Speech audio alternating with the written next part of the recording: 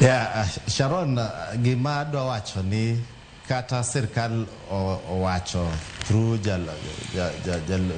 jaloso e wach Mwaura ni kiny demonstration onge, kiny jopiny nowuogi, especially Nairobi, ka gi ng'anyo. To early warning and early response. Mano nyisowa ni sirkal ok understand gimiluongo ni early warning signs. Mondo gi develop response effectively. Sama gi deny ni ng'anyo kiny onge, which means ni ogi ket mechanisms ma kiny ka ng'anyo nitie to gi respond nade.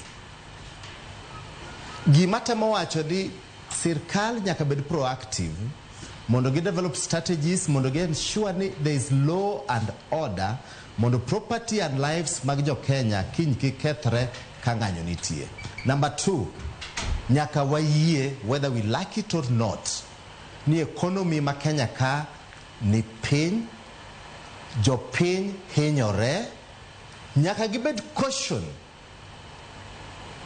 mamigi achiel ariyo adek for short term, kapok wadhi a long term.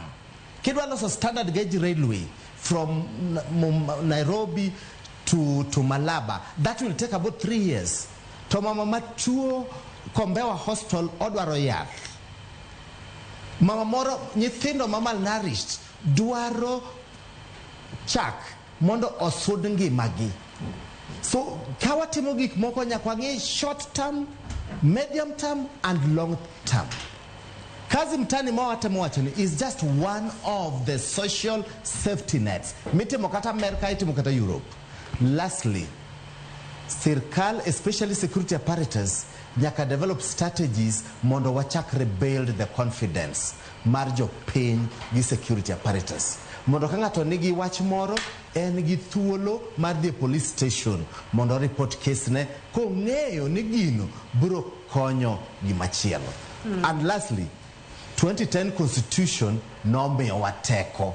Ka wach moro nitie, inyalo wache mtandao, inyalo wache, inyalo keto petition, inyalo time e yo mora mora peacefully and non-violently.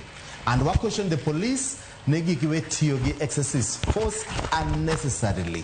Although police oyene tiyo excessive force, but they should not use excessive force unnecessarily.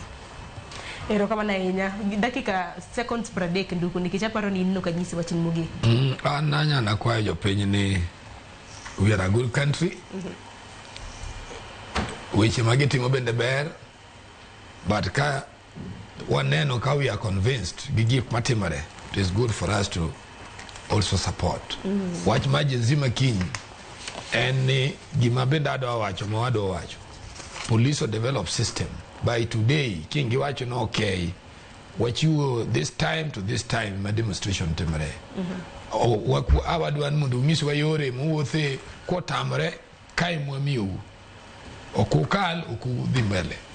Ka kiny mano kalo, we can now talk on something else. Then we have had a successful day.